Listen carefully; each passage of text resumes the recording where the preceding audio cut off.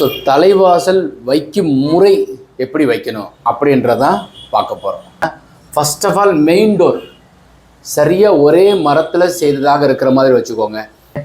மஞ்சள் துணி இருக்கு இல்லைங்களா, ஒரு மஞ்சள் துணியில் ஒரு தட்டில் மஞ்சள் துணி வச்சு அதில் நவதானியம் வீட்டுக்காரங்களை வெத்தலை பாக்கு வச்சு காசு வச்சு அதுக்கப்புறம் அதை வீட்டுக்காரங்களாக வைக்கணும்.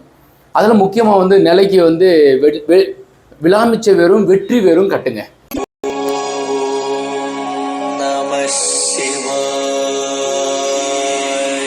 லிங்கம் வாஸ்து அன்பர்கள் அனைவருக்கும் சிவசரணின் அன்பான வணக்கங்கள். தலைவாசலுடைய அமைப்பை பற்றி நம்ம பார்த்துருக்குறோம், எங்கனுக்குள்ளே வைக்கணும்னு பார்த்துருக்குறோம். ஸோ தலைவாசல் வைக்கும் முறை எப்படி வைக்கணும் அப்படின்றதான் பார்க்க போகிறோம். ஸோ அது east facing, north facing, south facing, west facing. East ஃபேஸிங்னா ஈசானத்தில் வைக்கணும், வெஸ்ட் ஃபேஸிங்னா வாயு மூலையில் வைக்கணும், நார்த் ஃபேஸிங்னா ஈசான மூலை வைக்கணும், சவுத் ஃபேஸிங்னா தென்கிழக்கு அக்னி மூலையில் வைக்கணும். இது தலைவாசல் உச்சஸ்தானத்தில் வைக்கிறது.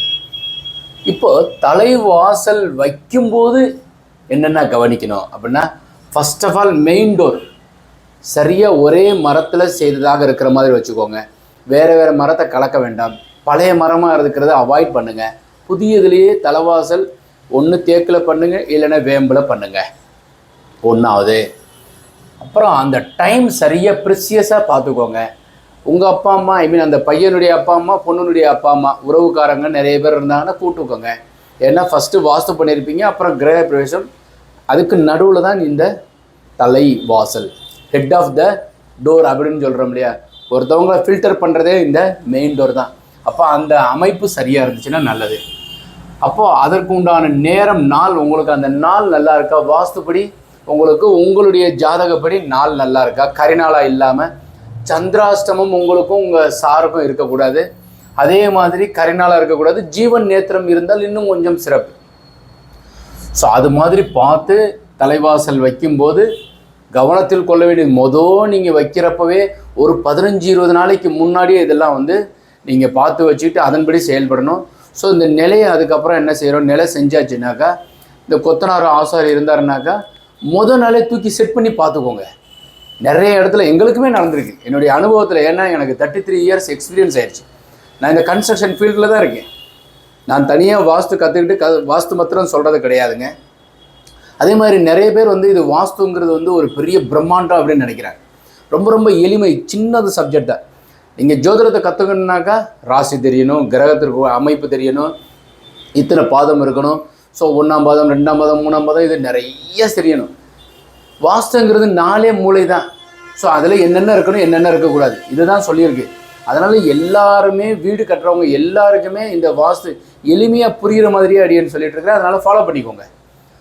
ஸோ அப்போ நிலை வைக்கிறதுக்கு உண்டான அமைப்பில் நாள் நல்லா இருந்தும் உங்கள் வீட்டில் எல்லாருக்குமே பொருந்தி இருக்கிற மாதிரி அனைவரையும் கூப்பிட்டு வைங்க. நிலையை ஒரு தடவை செட் பண்ணி பாருங்கள். கொத்தனாரோ ஆசாரியோ வைக்கிற பகுதியில், ஏன்னா ஒன்று கிளாம்பு வைக்கும்போது தட்டும், இல்லைனாக்கா அங்கே நிலையை தூக்கி வச்சதுக்கப்புறம் உடைப்பாங்க, அப்புறம் எடுப்பாங்க. ஸோ தூக்கி செட் பண்ணி பார்த்து கலட்ட சொல்லுங்கள். அடுத்த நாளுக்கு காலையில் 2 பக்கம் ஆணி அடிக்க சொல்லிடுங்க. முதவே ஆணி அடித்து மாலை போடுங்க, மாவிளை தோரணம் கட்டுங்க.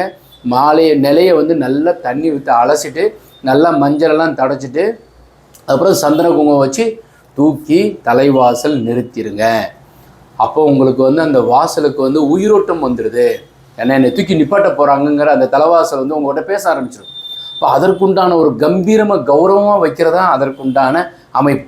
அதுக்கு பேர் அதனால தான் தலைவாசல்னு சொல்லியிருக்கு. வாங்க இப்போ நிலையை நல்லா நீர் விட்டு கழுவிடுங்க. அப்புறம் மாலை போடுங்க, சந்தன குங்குமம் வைங்க.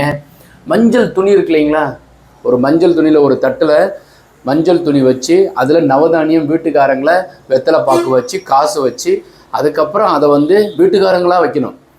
ஸோ சும்மா என்ன செய்வாங்கன்னாக்கா, கொத்தனார் ஆசாரி என்ன செய்வாங்கன்னா அள்ளி முடிச்சு போட்டு தூக்கி மேலே நிலையில் கட்டிடுவாங்க. அப்படிலாம் பண்ணாதீங்க. ஸோ ஹவுஸ் ஓனர் தான் அந்த வெத்தலை பாக்கு வச்சு காசு வச்சு பூ வச்சு அந்த நவதானியத்தை மஞ்சள் துணியில் கட்டி நீளமாக வச்சுக்கோங்க. ஏன்னா நிலைக்கு நம்ம கட்டணும் இல்லையா, சின்னதாக இத்திரி கொண்டு வாங்காதீங்க.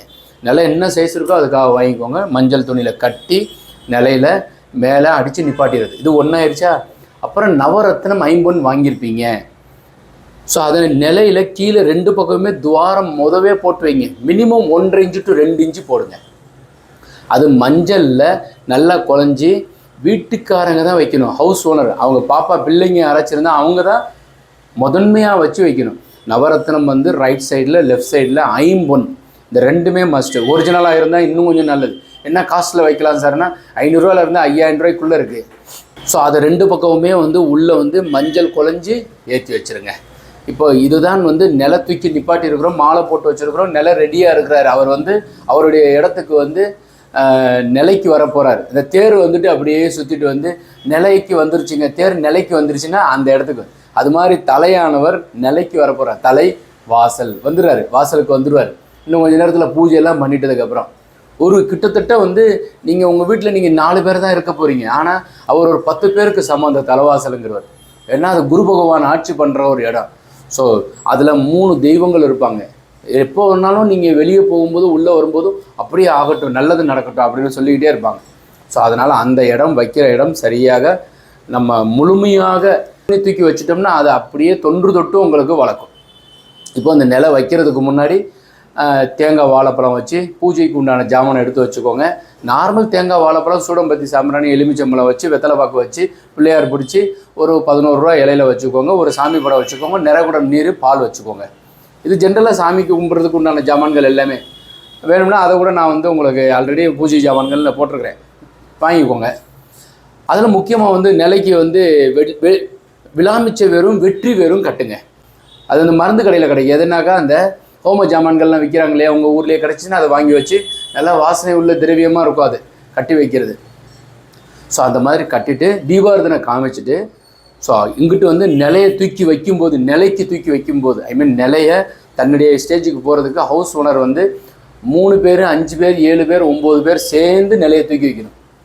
ஸோ பெரும்பகுதி அடியன் வந்து எங்கே இருந்தாலும் சரி, அடியன் கட்டுற வீடாக இருந்தாலும் சரி, என்கிட்ட வரைபடம் வாங்கியிருந்தாலும் சரி, நிலை வைக்கும்போது பெரும்பகுதி நான் இருக்கிற மாதிரி பார்த்துக்குவேன். ஏன்னா வாஸ்து நாள் கிடையாது, நார்மலாக நல்ல நாளில் அவங்களுடைய நாளில் வைக்கும்போது பெரும்பகுதி இருக்கிற மாதிரி.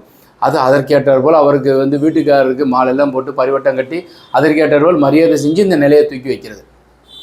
ஸோ தூக்கி வைக்கும்போது தூக்கி வச்சுட்டு ஹவுஸ் ஓனர் முன்னாடி இருக்கணும், அதாவது நிலைக்கு முன்னாடி இருக்கணும். அப்போ நம்ம கொண்டு வந்துருக்கிற பாலையும் தேன் அதுக்கப்புறம் வந்து நிறைகுடம் நீரையும் ஊற்றிட்டு தீபாரதனை காமிச்சிட்டு 2 பக்கம் பூ போட்டுட்டு அதுக்கப்புறம் கணவன் மனைவி 2 பேருமே பிள்ளைகளை வச்சு வலது கால் வச்சு உள்ள வரணும். இதுதான் வந்து சின்னதாக எளிமையாக சொல்லப்பட்டிருக்கிறது.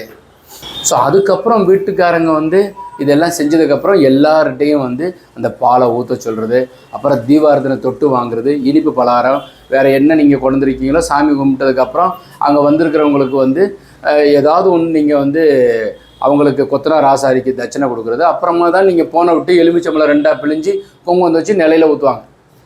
சுருக்கமாக எளிமையான முறையில் நிலைக்கு வைப்பது, தன்னுடைய ஸ்டேஜுக்கு வர்றது, எந்த மூலையில் இருக்கணும், என்ன ஜாமான் வாங்கணும் அப்படின்னு சொல்லியிருக்கிறேன்.